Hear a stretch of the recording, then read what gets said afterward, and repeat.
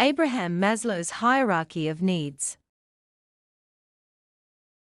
Abraham Maslow's hierarchy of needs is a theory of motivation which states that human decision-making is undergirded by a hierarchy of psychological needs.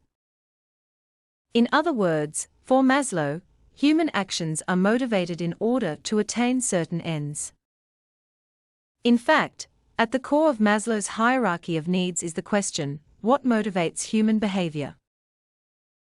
As a way of addressing this question, Maslow contends that human needs can be organized into a hierarchy.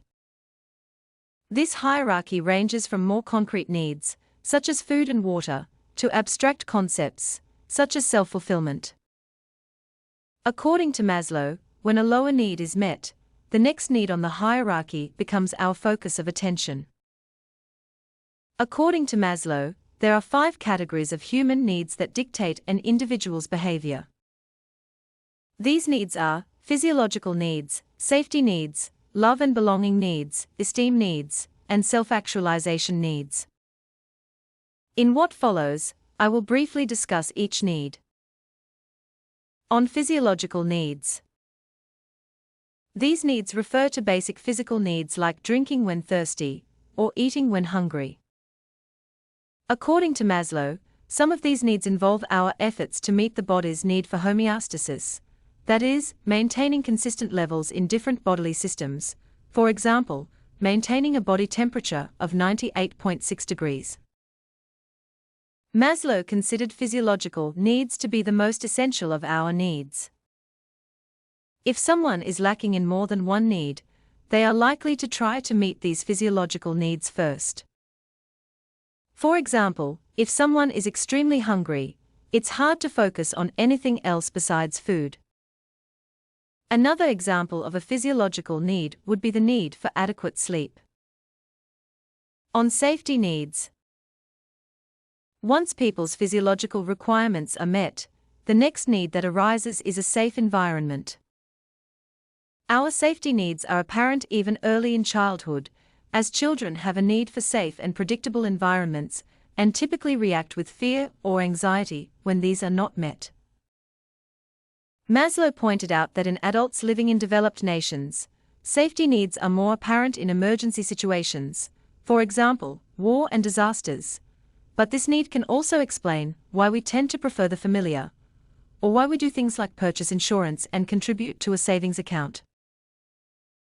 On love and belonging needs. According to Maslow, the next need in the hierarchy involves feeling loved and accepted. This need includes both romantic relationships, as well as ties to friends and family members. It also includes our need to feel that we belong to a social group. Importantly, this need encompasses both feeling loved and feeling love towards others.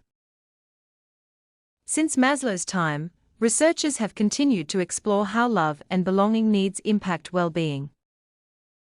For example, having social connections is related to better physical health and, conversely, feeling isolated, that is, having unmet belonging needs, has negative consequences for health and well-being. On esteem needs. Our esteem needs involve the desire to feel good about ourselves. According to Maslow, esteem needs include 2 components.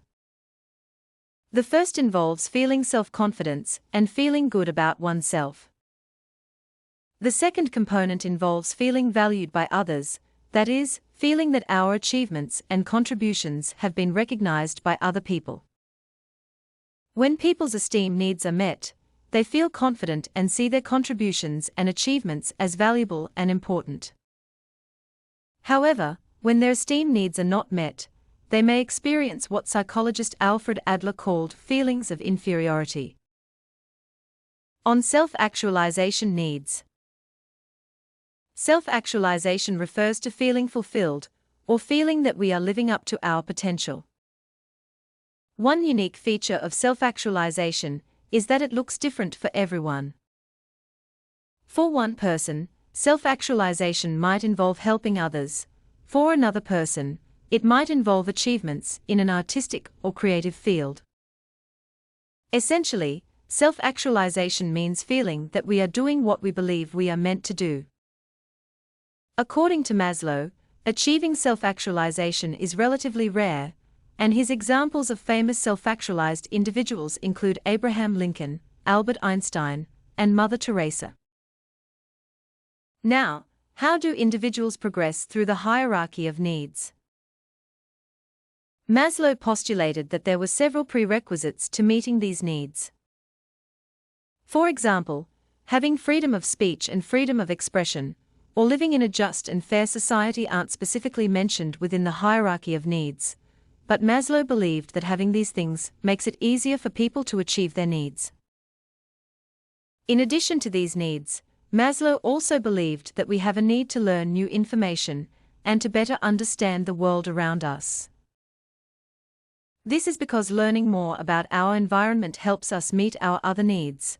For example, learning more about the world can help us feel safer, and developing a better understanding of a topic one is passionate about can contribute to self-actualization. However, Maslow also believed that this call to understand the world around us is an innate need as well. Although Maslow presented his needs in a hierarchy, he also acknowledged that meeting each need is not an all-or-nothing phenomenon. Consequently, people don't need to completely satisfy one need in order for the next need in the hierarchy to emerge. Maslow suggests that, at any given time, most people tend to have each of their needs partly met, and that needs lower on the hierarchy are typically the ones that people have made the most progress towards. Additionally, Maslow pointed out that one behavior might meet two or more needs. For example, sharing a meal with someone meets the physiological need for food, but it might also meet the need of belonging. Similarly, working as a paid caregiver would provide someone with income, which allows them to pay for food and shelter, but can also provide them a sense of social connection and fulfillment. Some criticisms of Maslow's hierarchy of needs. As is well known, Maslow's theory has become wildly popular both in and out of psychology. The fields of education and business have been particularly influenced by the theory. While popular, Maslow's theory of motivation has not been without criticism. Chief among these are the ideas that, first, needs don't follow a certain hierarchy, and second, the theory is difficult to test. To the first, while some research showed some support for Maslow's theories, most research has not been able to substantiate the idea of a needs hierarchy. Mahmoud Wahba and Lawrence Bridwell reported that there was little evidence for Maslow's ranking of these needs, and even less evidence that these needs are in a hierarchical order. Second and last, other criticisms of Maslow's theory note that his definition of self-actualization is difficult to test scientifically.